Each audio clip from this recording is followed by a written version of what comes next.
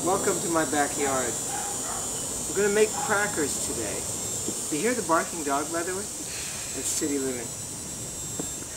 Before I even start, I want to show you I've got some heavy rolling pins out here, some sharp things to cut dough, and you should never do what I do, which is never cook in sandals. Take a look at my feet. Don't do that.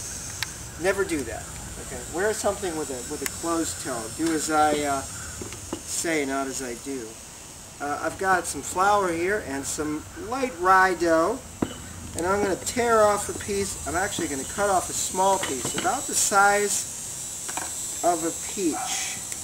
Not much more than that, because I'm making something very thin today, right? We're going to make crackers. I'm going to put this under the table. Okay. And the key to getting crackers is you make your usual shape here. Do you have that?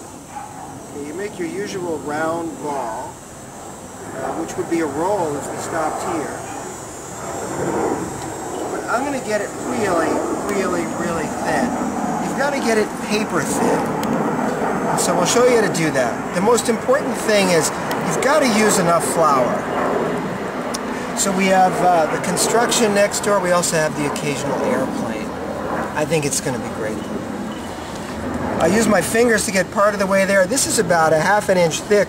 We've got to get this paper thin, really, really thin. I think in the books, one of the books we do a cracker recipe, we said paper thin, the other one is 1/16 of an inch. 1/16 of an inch is pushing your luck. You want it to be a little thinner than that, so you can almost see through it.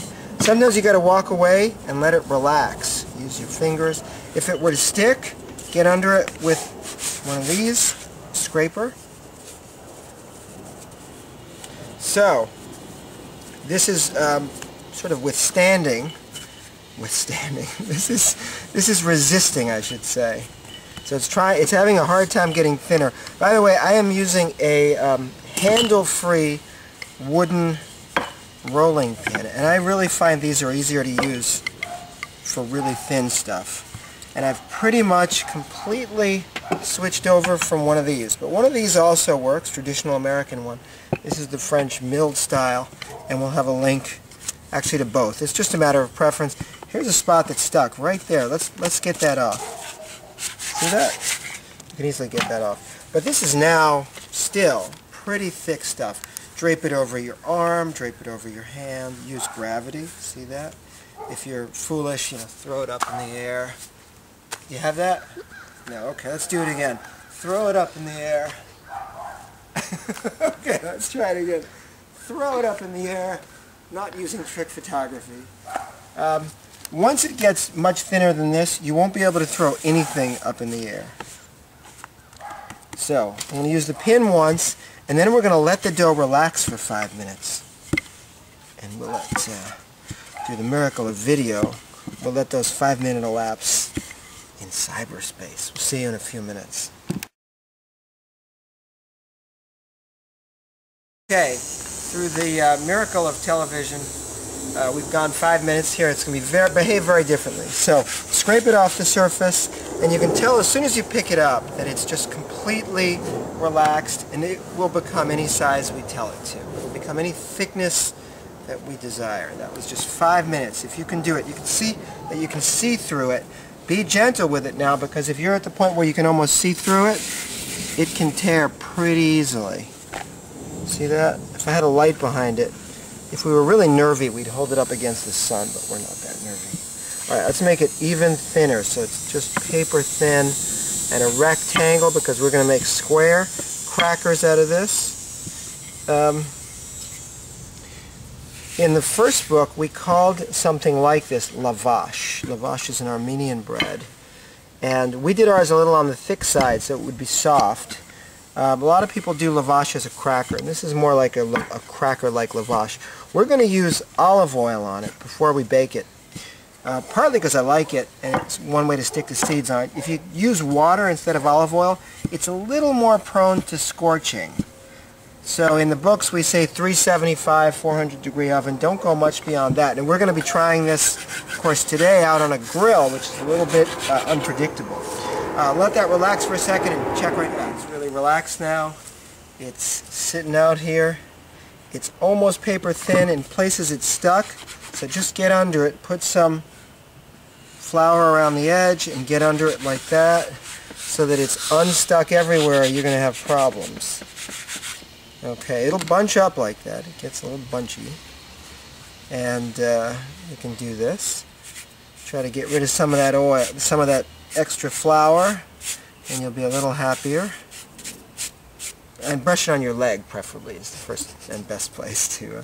This is some extra virgin olive oil. You don't have to use the absolute best olive oil, but this is maybe the second best olive oil. And this does help it from getting scorched, which crackers are prone to, and out here on the grill, which I am preheating. I'm trying for 375, but it won't really go quite low enough. Why don't we show that temperature? Try to use a grill that has an integral thermometer in it, or you have a very hard time doing this. When you open it up, you'll see I've also placed a baking stone in there, and I am going to do these on a very heavyweight aluminum baking sheet and parchment.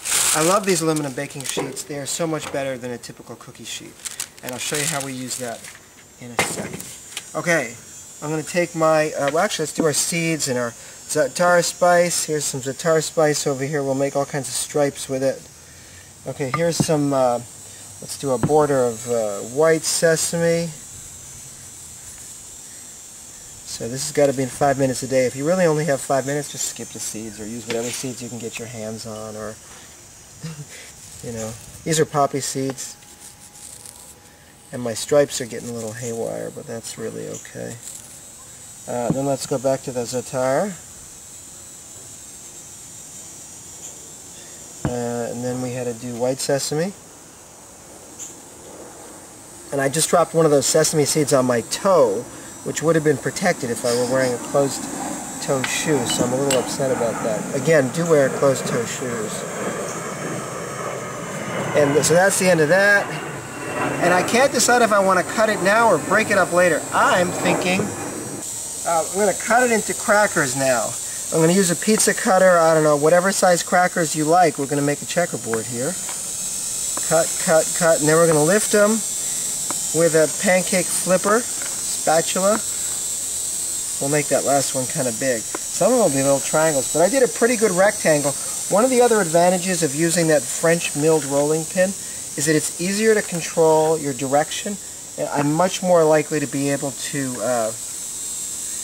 get a rectangle. Okay, I'm going to put this on my parchment. I'm going to try to do several at once, or I'll be here for more than 5 minutes a day. So I'm going to do that, and we got only 2 that time. And we'll just finish up right here, because you didn't need to see all of that through the miracle of video. Just put them, you see the way they're very thin, and they do tend to curl up. This is a little too thick, this one here. This is really about what you want, like that. Okay, and now, on it goes into my 375 or whatever. I'm going to keep it closed, and I'm not certain how long this is going to take. Okay, it's been about 10 minutes, and actually when you've got oil on the crackers, it will bake a lot longer than the recipe we had for 5 minutes. So up to 20 minutes this is going to take. Let's take a look. They're sort of sizzling in there, and you can see that they're not crisp yet. You'd like them to be pretty crisp to be crackers. I'm going to turn this around, because you never know in a grill. Here's a really thin one that's already turning into a cracker. I'll take that one out sooner, but I'm going to give it a few more minutes.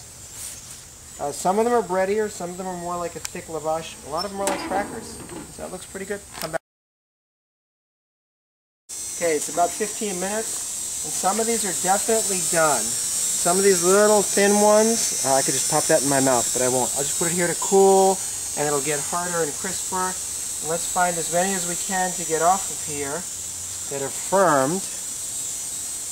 You can tell which ones. This one's like a thick one, right? That one's not done yet. Here, that's a thin one, like a little cracker.